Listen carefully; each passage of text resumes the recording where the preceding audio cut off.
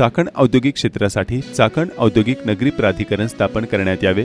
सदर प्रस्ताव शासनात सादर होऊन 10 वर्षे झाले। ज्या यंत्रणा पाणी, सांडपाणी, कचरा, पथदिवे आणि रस्ते यावर काम करू शकतात त्या उच्च न्यायालयाने सांगून देखील सरकार स्थापन करत नाही। त्यामुळे औद्योगिक प्राधिकरण स्थापन करण्यास मान्यता द्यावी अशी मागणी जिल्हा काँग्रेस प्रवक्ते ॲडव्होकेट निलेश कड यांनी उद्योगमंत्री उदय सामंत यांना केली आहे। नमस्कार, मी ॲडव्होकेट निलेश कड। आज आपण चाकण MIDC एरियात आहोत।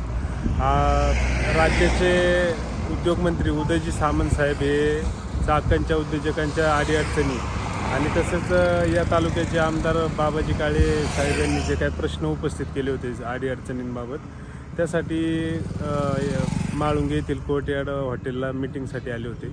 ती बैठक झाली। त्या बैठकीमध्ये आम्ही देखील त्या बैठकीनंतर एक विषय मांडला जो खूप जुना आहे आणि अत्यंत महत्त्वाचा आहे। म्हणजे आपल्या चाकण MIDCमध्ये कचरा, पाणी, सांडपाणी, पथदिवे, रस्ते ज्या काही नागरी सोयीसुविधा आहे आणि महत्त्वाचं म्हणजे त्याची देखभाल दुरुस्ती। आता इथं आपल्याला CCTVची गरज आहे किंवा अजून काही ज्या गोष्टी असतात त्यासाठी एक प्राधिकरण करणं गरजेचं आहे। ते आघाडी सरकारच्या काळात आम्ही उच्च न्यायालयात गेलो।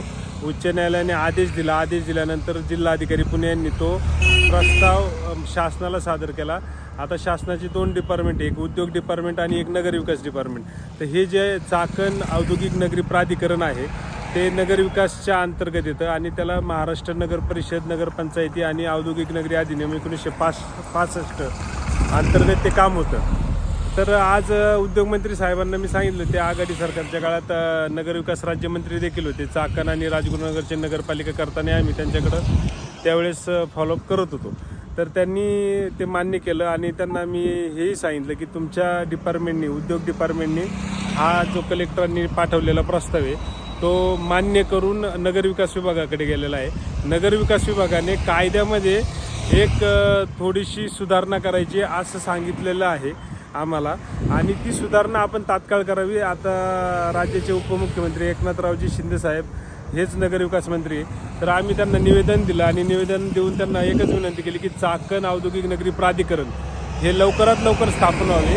म्हणजे जे MIDC आता पैसे गोळा करते तेच पैसे प्राधिकरण गोळा करेल। या बाधित गावांचा जो काही विकास आराखडा असेल किंवा या गावांमध्ये नागरी सोयीसुविधांचा विकास असेल, इंडस्ट्रीमध्ये सोयीसुविधांचा विकास असेल, पार्किंग असेल, आरक्षण जे MIDCमध्ये त्याचं विकास करणे असेल आणि मग त्यासाठी शासनाच्या विविध योजनेतून मोठ्या प्रमाणावर निधी येणं असेल किंवा रस्ते, पाणी, सांडपाणी, घनकचरा ह्या सगळ्याबाबत ते प्राधिकरण हे जबाबदार